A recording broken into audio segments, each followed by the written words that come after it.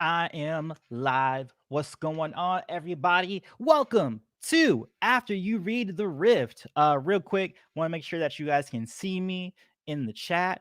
Go ahead and say hello so I can know that I am live, and then I will start talking about my spoiler review. But while I'm waiting for that, I'll do a general intro. Hey guys, everybody! This is a live stream. It is a spoiler review of Avatar: The Last Airbender, The Rift. I call this After You Read because you should only watch this video after you read the comic book because we're going to spoil the living heck out of it. Oh, yes. All right, cool. I see people who are in the chat. People are here. What's going on, guys? All right, so real quick, this is the breakdown. I usually do my little intro, which is what I'm doing right now. Then I talk about my spoiler review, the things I couldn't talk about in my, actual non-spoiler review, my before you read. And then I end off with a Q&A with my chat, in which case we talk about the book and any questions that might have come up that I didn't really talk about, that the stream thinks I should have talked about, that sort of a thing. Hold on, I got all these notifications on my computer. Let me turn off all these notifications. And I just got out of a meeting, a story meeting for one of my books. So everything, I'm like kind of wacky brain right now. But here we go. So we're going to do that spoiler review first. Then I'm going to go over to the chat and do the non-spoiler review, or sorry, the spoiler review Q&A. First off, yes, like I said before, this is probably my favorite comic book. What's funny though is that I don't remember liking this as much as I did the first time I read it, because I was introduced to this like way back. Maybe like I think I read these in 2014, 2015, I think, or something like that. Because this is the one that came out right before Smoke and Shadow. But I don't remember. I think the only thing I remembered was like the big battle between Aang and I have my sister calling me right now. Hold on. There's a lot of stuff going on right now. There's a lot of stuff going on in my life, like personal stuff, and I need to like do this really quickly so I can get back to the personal stuff. Hold on. Let me text my sister really quick because it's kind of important. Thank you guys for bearing with me. Um, I can't. I'm gonna call her back soon. Give me 30. All right, hold on. Okay, sorry, got it out of the way. So yes, I don't remember liking this as much. The only thing I remembered was like the fight between Old Iron and Aang in the Avatar state, and that being really cool, like the Colossus like thing going on, and then what I oh my god, sorry, I'm being distracted. Maybe I should not stream right now because I have all this like family stuff going on. No, I can do it. I just gotta let me put do not disturb on my computer, and then I'll talk later. Okay, here we go. Oh my god, guys, family drama is like I don't know if you guys saw my like Twitter post. I know this has nothing to do with the review, but it's just something that's in my life right now. So I have to like get off my chest just so I can like talk about the review. But I talked about it on my Twitter and Facebook, whatever, saying like anytime I'm like in a situation, I find myself always in the middle because I'm a very friendly person. I don't know if you guys have realized that I'm a pretty fairly friendly person. I like just liking people. I do not like hate, and I don't like hating people. And I always find out that I'm always in between people because the people who like fighting, like to butt heads, and then I end up in the middle because anyway, sorry that this is all happening right now, guys. Um, Let me like take a moment. Let me take a breath so I can get all that out of my mind, and then I'll deal with that after the stream. Sorry this happened during the stream, but this is just a lot. All right, back into it. The Rift, Airbender, fun stuff, fun thoughts. All right, so yes, so all I remembered about this was like the big fight at the end, right? I don't really remember like the nuances or like the storyline or anything like that. So when I reread it, and I was like, I do not remember all this stuff with like the emergence of the joint uh partnership between Fire Nation and Earth Kingdom, but not so much politically now. What we're seeing now is more like a business venture, and how using benders to create new workflows, creating new jobs. Like for instance, that whole thing with Katara's old people. I forget their names. Like they were like Water Tribe girls who basically couldn't work or had nothing to work out of. So they're like, hey, yeah, you had this whole time with the Avatar and you had this great time, but we're still struggling in the South and we need to make money. And these people are offering us money. So I thought that was like really dope. Oh wait, what I really like too is this is a small tidbit, but just the fact that you can see people aging in these comics. Like for instance, Aang is now either as tall as Katara or taller than Katara, and we know that when Aang is an adult, later on in the series, that he is a very tall individual, and Tenzin is a very tall person. So it's funny that Aang, who's basically the shortest person except for Toph in Team Avatar, is now becoming like one of the tallest people. He might actually be at the end of his life, or at the end of his adult life, the tallest member, either the tallest or at least a little bit taller than everybody else, in all of it. And I like that. I like the fact that this series has shown progression of age and seeing, like, this growth spurt. They didn't mention it in the comic. I think that'd been cool if they would have mentioned Aang's growth spurt a little bit. Um, what else? What could I? Oh, I also loved the idea of Toph not charging for her academy, her metal bending academy. I thought that was really impressive. Or I'm not the hugest. When I say I'm not the hugest Toph fan, I'm not saying that I don't like her. I like her, but the people who are Toph fans love Toph. Like, they really, really love Toph. And I never had that same feeling for her. I thought she's an awesome character, but I never like spent time being like, oh man, Toph is just, she's like my boo or whatever. But in this comic, man, I really gained a respect for Toph. And it started with the fact that she was not charging for her academy. She's like, I didn't charge Aang when I taught him how to metal bend, or how to teach him how to earth bend. He doesn't know how to metal bend, obviously. And that's established in this comic, is that he does not know how to metal bend, and he never learns it because, as we know later in Korra, Su Yin, when Su Yin teaches Korra about metal bending, she says, "Oh, you're the first Avatar to know metal bending." So we know for a fact, for whatever reason, Aang doesn't know metal bending. But yeah, she says she doesn't. Why do I charge them? Like, I should be teaching this. And I didn't realize how progressive Toph really is, because she's always making these like jokes and being very sassy and that kind of stuff. So you don't really see like her inner heart, but I saw a lot of her heart in this comic, and it made me enjoy her a lot. Especially that ending with her lifting up Old Iron's mask and making it so the ground wouldn't collapse on them. Seeing that effort, and seeing her strain, and seeing her relationship with her father, and her father encouraging her to do that, I thought that was really, really well done. I thought that was really good. I never really was like a super stan of Toph, but now I can kind of understand how someone could be a stan for Toph only after reading this comic. After watching the show, I don't have that same feeling, but after this comic, I definitely can say, like, I'm cool with Toph. Like, I like Toph a lot, especially in this context. Um, and also, like I was saying in my non-spoiler reviews, I really love the idea of like the two dichotomies of like tradition versus progress. And it's established first, with Toph saying, like, progress, let me teach people this new metal bending. And then Aang, who is really tight about, I need to be a traditionalist, and this is just the way things are done.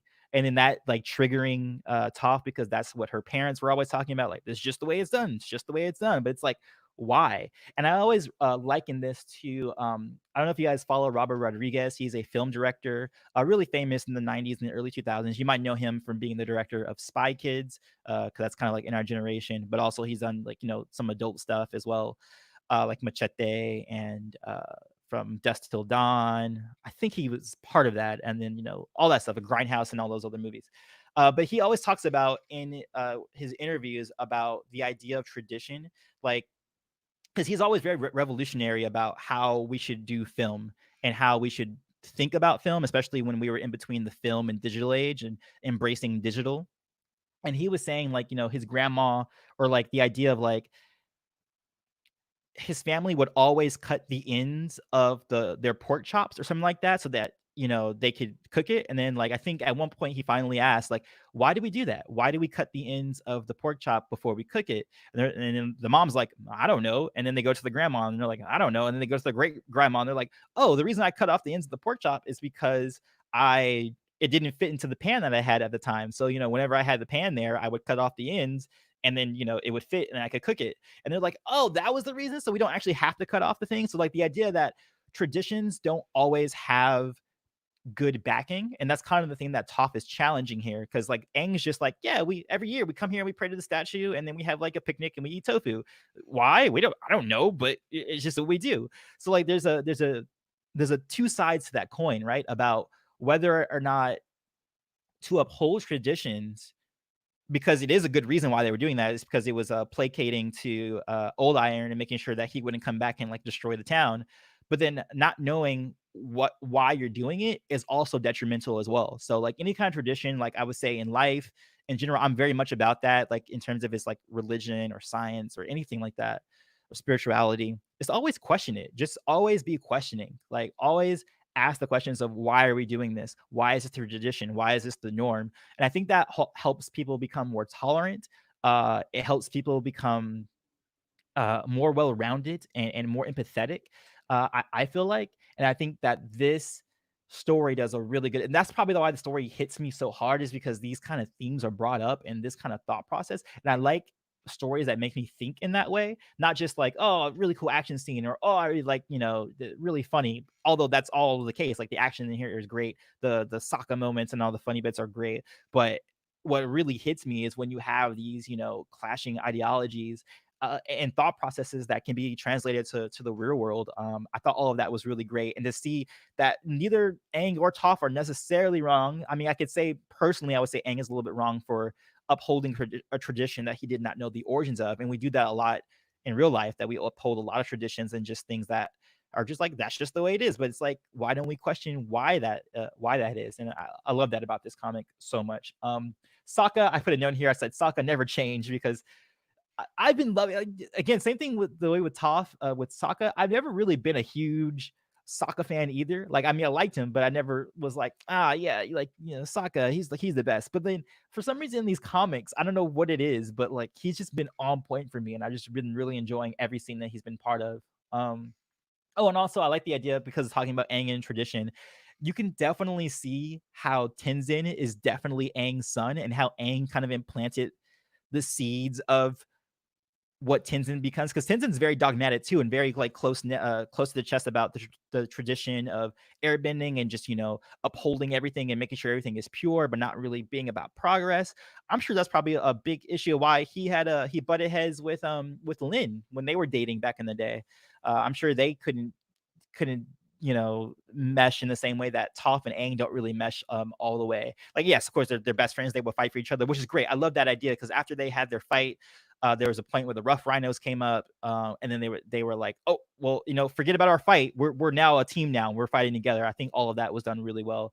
But I love that, and I love the idea that Tenzin, like, you can see the catalyst for why Aang will become the father that he is. And I know a lot of people have issues with this because they're like, no, Aang's like perfect and he would have been the perfect father. But it's like, no, that's very realistic, especially in the situation that Aang is in. Like air genocide happened.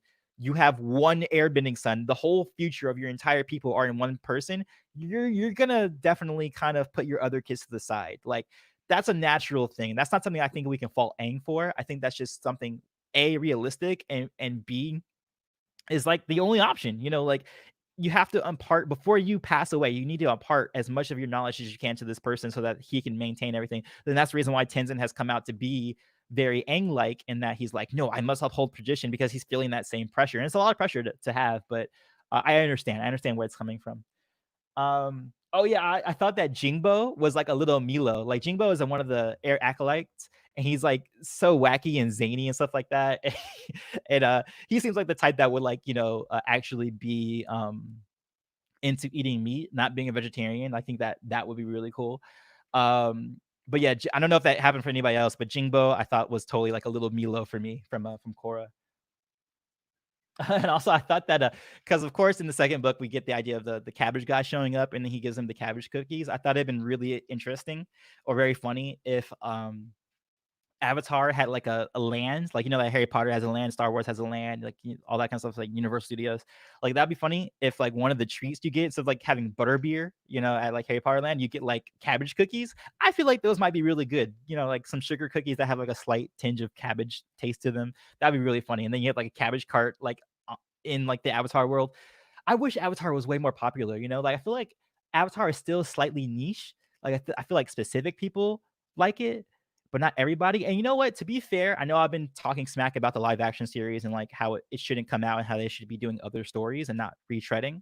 But I think it might help go a long way in bringing Last Airbender's popularity bigger, because for this is just the society we live in. People like live action work, and I think that having that in place will help Avatar, become a bigger thing. And I think that will be, hopefully we can get to the point where it's so big that you get like theme parks and stuff, because a theme park with Avatar would be so dope, I think. Um, but is there anything else I want to say? Toph holding the, oh yeah, holding up that feat with Toph holding up the old iron thing was amazing to me. Um, Oh, you know what's funny? The so one thing I had an issue with, but not really an issue, is that um this is the first comment that made me okay with Aang and Katara saying sweetie to each other, because when they finally save each other and they come out and it's like sweetie and they kiss each other, and then Sokka basically speaks my mind throughout all these comics. He's like, you know what? That's a well-deserved oogie, because like of course like they thought Katara was gonna get crushed. They thought they wouldn't see each other again. So seeing each other saying sweetie and kissing, that was the first time I'm like, aw, they're kind of cute. But I thought that there was one issue with it, because in the comic they only have one speech bubble tell going to Aang, and I think it should have been a double sweetie. Like I think that they both should have said it at the same time. So it should have been Katara and Aang both saying sweetie at the same time, with the speech bubble going down to both of them. That's really small nitpick, but I thought that should have happened as well, and I thought it was really funny. Um, but yeah, again, like the big thing I brought away from this, like to truncate it to like one sentence, is that preserve and protect even as we grow. I think that should always be our mentality in society. Is that yes, let's preserve and protect what we already have, our traditions, understand where they came from, the foundation of them, but always leave room to progress and grow, to have new thoughts, to move forward as a people. And that's kind of like my whole entire review encapsulated inside like one sentence. I think that that's a pretty good way of saying it. So yeah, that is my non-spoiler review. I can't recommend the Rift enough. For me, I had a really good experience for it, for the reasons that I just explained. But yes, let's go ahead and we're going to move over to the chat. If you want to do a Q&A, all you have to do is write Q&A and then leave your question, so that I'm able to know that you're trying to pose a question, and then we'll start talking about things that you guys want to talk about and all that kind of stuff. Um, what is this? Q&A. Oops. Is it too soon to have forklift in this timeline? Oh, yeah. Uh, Not necessarily. I mean, it's kind of weird with Avatar, because yeah, when you have metal benders, you could do a lot of metal work and stuff like that. And they also have airships, so if the airships are available, then you should be able to make a forklift, technically speaking. So I think that that's fine. I didn't have an issue with it personally. I think that was fine. Let's see. What did you? Okay, here we go. What did you think of Aang and Yang Chen's conversation, plus Yang Chen's past shown in the comic? I thought it was pretty cool. I mean, again, there's some people like that. I have a friend, his name's Callan, who really, really, really is into Yang Chen, and I don't understand why, because we barely see anything of her. Even in this comic, I don't feel like I fully know who she is as a character. I feel like I understand Karuk a little bit better. Like I know that he's like the carefree, free spirit. I don't really want to be the Avatar kind of guy. Kyoshi is kind of like this badass, like no nonsense kind of Avatar. Like, hey, if you get in my way, and I'm gonna give you the chance to step down, but if you don't, I'll offer you if I have to. And then of course we know about Roku, but Yang Chen, I don't know if I really understand who she is as a Avatar or as a person. We get a little insight about who she is in this one in the flashback, but not enough for me to be like, I have an opinion about her. Yeah, I don't have much of an opinion about her, to be honest, to be very honest.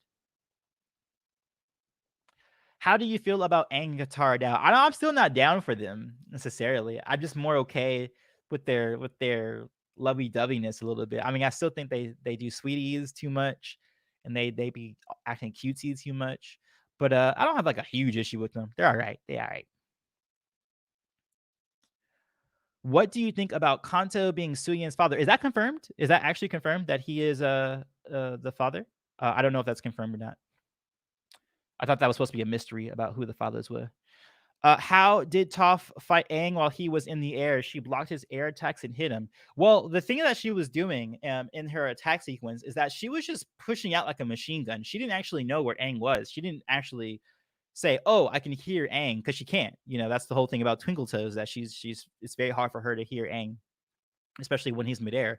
So what she did, which is smart, is just machine gun a bunch of rocks. One of them is gonna hit him. That's like the idea of a machine gun, right? Is that if you start shooting a machine gun, eventually you're going to hit something. It's not like a sniper where you get one shot and you're just like, all right, let me get ready. Pow. Oh, I missed. And now my cover's blown. With the machine gun, you just go da, da, da, da, da, da. Like if you play like Warzone, or if you play any kind of like, video game, the benefit of machine guns is that you can, as the saying goes, spray and pray. So I don't have an issue with that at all. The only issue I might have with Toph at the last sequence is that she was extremely tired at the end of her fight, and I don't think there was enough time that went in between her being tired from lifting up all that stuff to them then fighting Ode Iron. Like she was back on her feet and ready to fight like really quickly. I think that was a little bit bad writing, but also, I get it because you have your finale, you want your finale to happen right then and there. So it's fine. But yeah, I have a slight issue with that because I feel like she recovered a little bit too quickly. Um Haven't read the comics. Should I start? Yes, start with what you really can start with is something called the Lost Adventures. There's a lot of comics that are directly tied to the Last Airbender TV show. It's comics that happen in between the show, that happen at the same time as the seasons are going on, and in between the seasons as well. So I would say start with the Lost Adventures. If you like that, then you can move on to the other ones like the Promise and the Search. The rating, I would give the Rift a 9 out of 10 for sure. 9 out of 10. What would you change in the Rift? Just the things that I said, like the Toph recovering too quickly, that little thing with the speech bubble with Toph, with Katara and Aang when they both said "sweetie." Um, I think that's literally it. I wouldn't change much of anything else, to be honest. I think all the other stuff was great. Did you get made when Korra broke the Avatar cycle? I don't know what you mean. Did you get made? Oh, did you get mad when Korra broke the Avatar cycle? I don't get mad at that, but I get mad at your your comment because that is not what happened. A lot of times people who are haters of Korra will often be like, I'm mad at Korra, or I'm mad at Korra because Korra broke the cycle. Korra didn't break the cycle. Why don't people get mad at Unalaq? Unalaq is the one, not even Unalaq. Unavatu is the one who broke the cycle. Like, why are you putting that on Korra? Like, Korra actively, if anything, you should get more mad at Aang for breaking. Oh, that's another thing that I didn't like about this comic either that I can talk about. You should get more mad at Aang breaking his talisman to not be able to talk to Roku anymore. Actually breaking his cycle, breaking his ability to speak to the other avatars, versus Korra, who was just in the middle of a fight and got her shit stolen from her by Unavatu. Like, that's the stupidest thing. That's why I don't like Korra haters, because they're kind of irrational sometimes in this fashion. And then they go straight to like this Korra broke the cycle thing. Like, Korra didn't do shit about that. But yeah, I didn't like that either in the comic.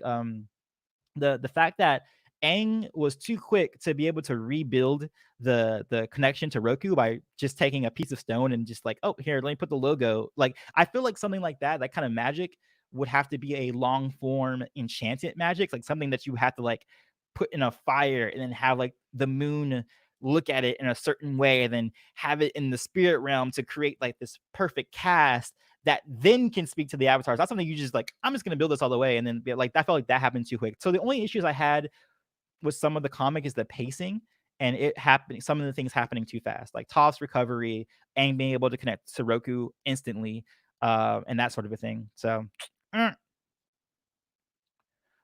who do you think is stronger, Toph or Boomy? Depends on which version of Toph and Boomy we're talking about. If we're talking about young Toph, I think Boomy is superior. If we're talking about Toph around this period and going on to her prime, she's over Boomy.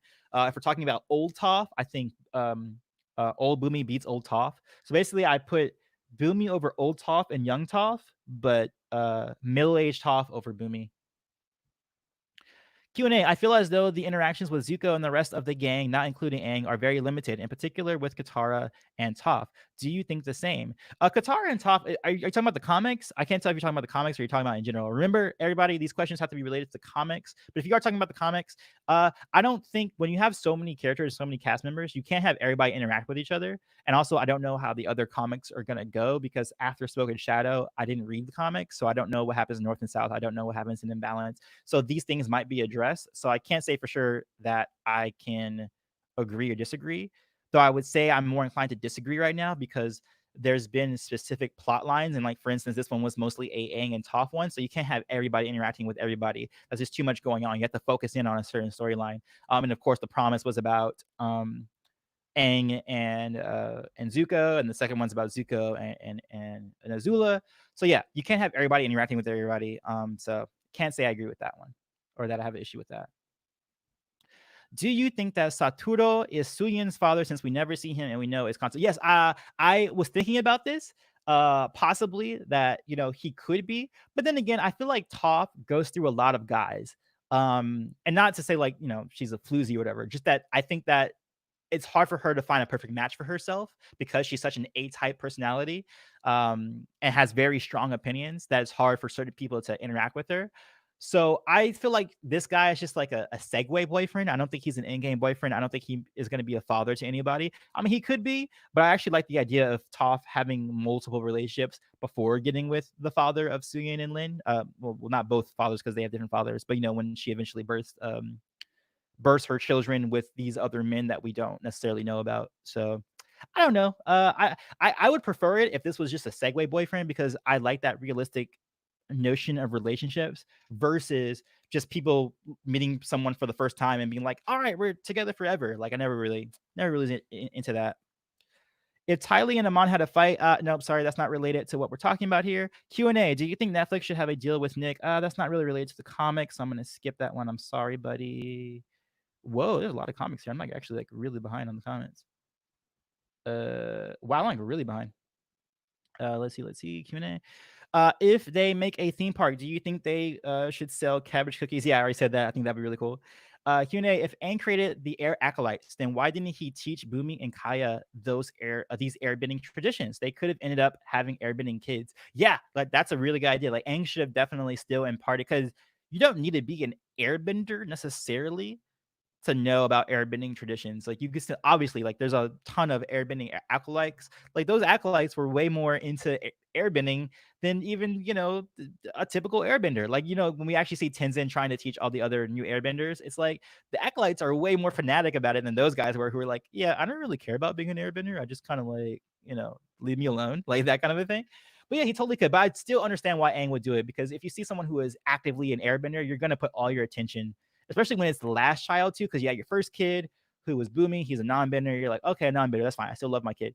And then you have a water bender. You're like, okay, cool. Of course, I'm gonna love that kid. She's a water bender. And then you have your final kid, and you're like, airbender. Finally, you're gonna put all your attention to that kid. So yeah, for sure. Do you think that Aang was himself in this comic? Yes, I definitely do. I think that's very much in line, like even to the point where I remember someone critiqued this comic by saying that it's too similar to the same arc that happened in the Northern Air Temple episode in season 1, because it's very similar in that it's like Aang struggling with the idea of progress, but also holding on to a tradition. So this definitely is in line with what Aang was in previously. Who is my favorite character? Do you mean in general, or do you mean the comic? Because remember, we're talking about the comic specifically. Guys, let's make sure that we are talking about the comic. But if you're talking about in this comic, I would say Toph was my favorite character in this comic book for sure. Do you think that the reaction of Toph's mother of leaving his husband was justified? Yes, I actually thought that was really awesome. I actually even wanted to make a video about that. The sense of marital strife is going to happen, like if you have something like that, I'm sure the mother didn't like the idea of Toph running away, or that the father kind of pushed her away. We didn't get a lot of interaction with the mother in the episodes. I mean, obviously, we kind of had the idea that she kind of went along with the idea of her being prim and proper, but I'm sure she also wanted Toph to stay in the home, and didn't think that her husband did a very good job of keeping Toph there and pushing away. So I really like that storyline. That storyline I thought was really cool in the comic itself. All right, I'm seeing a lot of generic questions, but not comic questions. Do you think characters in the Rift are too powerful or too weak? No, I don't think anyone did anything that was way overpowered, but I do think that a lot of people's stamina was too good. There was too good in terms of stamina. So I would say no on anybody being too powerful, but I think that stamina levels weren't taken into account well enough. But I think it was still fine. Could you explain why Toph appeared in the swamp along with Katara's mother and Yue? That's not really about the comic. What do you think about using bending for what do you think about using bending for labor? So that's something that we also see in Republic City. We see that Mako works in a factory where he uses lightning bending to power up these machines and all that kind of stuff. I think that's pretty cool, honestly. How do I think about it in terms of like, is it unfair to them? I don't know. I mean, we didn't really get anybody who was complaining about the workload. They seemed like they were fine. If anything, it seems like there'll be more of an issue of them getting replaced by machines, because it seems like, obviously, like, think about, for instance, the waterbenders who are from the water tribe, right? The Southern Water Tribe. They seem like they're the type that were there to get money. And if they know they're going to be replaced by machines, I'm sure they're going to hate that a lot, because that's the only way that they can get money. So I can see the issue of this being not like, oh, unfair labor laws, or like, they're putting us through a lot, but more so like, hey, protect our jobs, that kind of a thing. So I definitely see that storyline popping up, if it ever does want to pop up in the future, about machines replacing benders, when benders, like, like, it's the same issue that we have in real life, that the industry age, where it transitions from a lot of human labor to machine labor, which we have nowadays as an issue. So in terms of, do I have an issue with them doing labor? No, but I do see this conflict coming up in terms of labor versus machines. What was the metal armor on Old Iron? Just some giant spare armor. It wasn't like a something specific or anything like that. It's just very giant armor that fits a giant spirit. That's all it was. It's probably like a little bit more. Well, actually, no, it's not. I was gonna say it's probably a powerful spirit-based metal, but no, it's like regular metal, because Toph's metal bending was able to pull it away, which is a cool thing too, because I like the idea that he was able to basically give up the fight, because, okay, I see that humans don't need us anymore, or that, like, doesn't need spirits, or I can't live in this world anymore. And that was really sad too. Like, it's actually kind of a sad ending, because it's both about progress and holding on to tradition, but also knowing that if you're going to have progress, you are going to kind of stomp down on tradition a little bit, and there is a sadness there that I'm glad that was brought up. So yeah. What is the worst Avatar comic? So far, I've only read 4 of them. Well, unless you count Lost Adventures, and it's 5. And of those sets so far, I would say that the lowest for me would be The Search, the one with the Azula's mom, but not by much, by like a little bit. Like, it's like 2 or 3 notches down, not like, like abysmal or anything like that. But yeah, I would say my least favorite right now, and that's it. I don't like that kind of idea too, of saying worst. Like, I think in today's society, we're too quick to be like best or worst, when really it's just about, like, especially with Avatar, it's more about preference and what is most favorite and least favorite, but not so much, about anything else like that. So what is my opinion on Toph's father? I mean, I get it. I mean, I don't understand where he's coming from, because I personally wouldn't do that to my daughter. If I had a daughter, I wouldn't, like, want to sandwich her to be something that she is not. But I also understand that people like this do exist, traditionalists who want a specific outcome for their kids, and they only want that to work. So that's hard for me. That it's hard for me to understand where he's coming from, but I do understand that a person like that exists. And I don't agree with him personally. I think he did it the wrong way, but I mean, I also kind of get where he's coming from. Remember, guys, these Q&A questions have to be related to the comic book. We're not doing general questions in this video. Oh, that stuff. Okay, so it looks like you guys are running out of questions in terms of the comic, because you guys are starting to get into the general stuff. So I think we're gonna end pretty soon. Oh, let's see. Let's look at this one.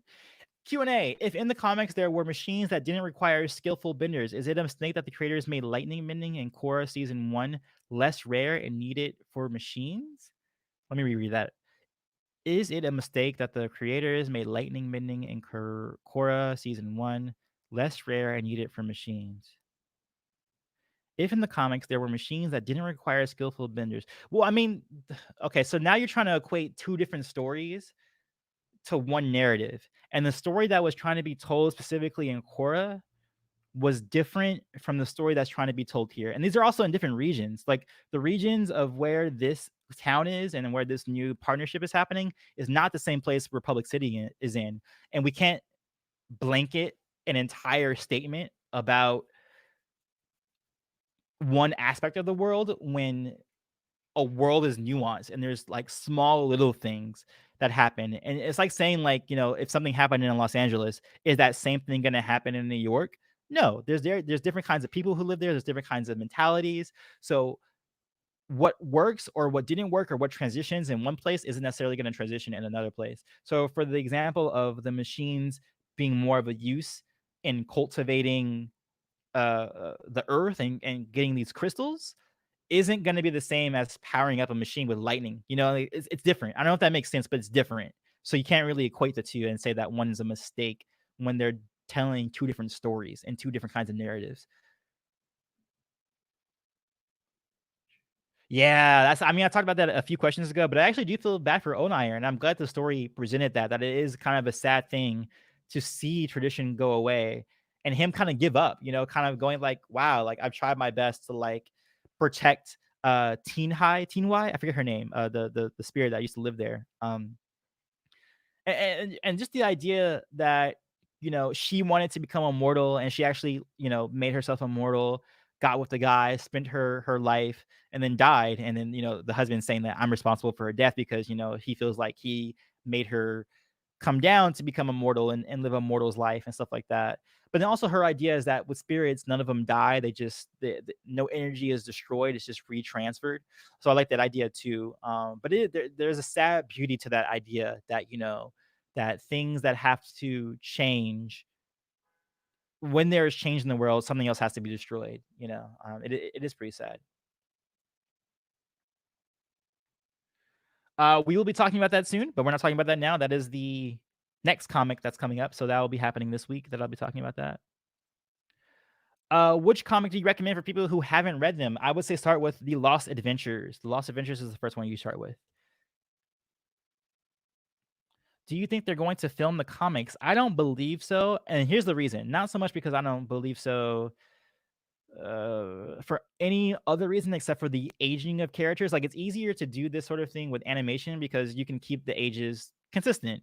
But with TV shows in live action in particular, it's hard to keep up with character ages, especially when you're dealing with children, because children grow up very quickly. So if they were going to do it, they would have to do it very quickly, and it might get rushed.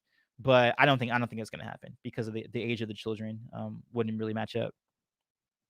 I already talked about Old Iron earlier. Who is my least favorite character in the Rift? Which character was I like, nah, I'm not cool with you or you're annoying? I honestly can't say I have a least favorite character. I'm gonna be honest, man. Yeah, I can't. I don't. In the Rift specifically, I don't have any least favorite.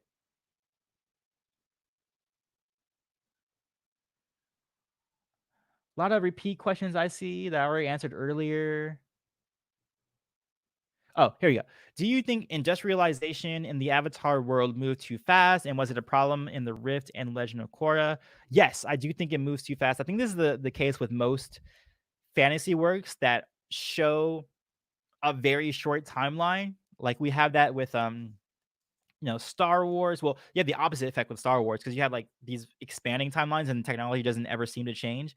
You kind of have that with Avatar too a little bit because you see like Avatar 1's age, which is 10,000 years prior to Korra, and the technology didn't, elevate all that much. I mean, a little bit, obviously, but then it just goes rapid at the end. Now, you could say someone could argue that that is the way technology works. Once one technological endeavor is found, then a whole bunch of stuff explodes. Like look at us in today's world. In the 1900s when we had the industry age, and then when we had the information age in like the 80s, look how fast technology has progressed for us in such a short amount of time. So yes, it does make sense for some of the technology to be going pretty much because like yeah, it's like 60 years between there's 60 years between, or maybe like 50 years between Avatar, The Last Airbender, and Korra. In that 50 years, yeah, airships were probably more popular. You would have more industry. You would start having cars and stuff like that. Yeah, I'm actually no, I'm gonna deny that. I'm gonna say that actually it does make sense if you look at our own real world and see how quickly we've progressed from having like horse carriages and stuff like that to cars once the industry age started, and all that kind of stuff. So I think all of that progress actually makes a lot of sense. What do you think about the spirit who had a life as a human and died? Oh, I thought it was great. I talked about that earlier, but I thought that stuff was awesome. That was really, really good. I love folklore, mythology, stuff like that. It's great. How did Aang connect to Roku when he destroyed the necklace? Oh, he rebuilt it. And that was one of my criticisms of the Rift, is I felt like he was able to rebuild that way too quickly. I feel like something that sacred is something that's that powerful that it's a vessel that you can help you talk to older avatars. Shouldn't be made in like the split second. He shouldn't be able just to pull a random rock and just be able to be like, all right, cool, let me put a little fire logo on there and I can talk to Roku now. I thought that was way too fast, way too fast.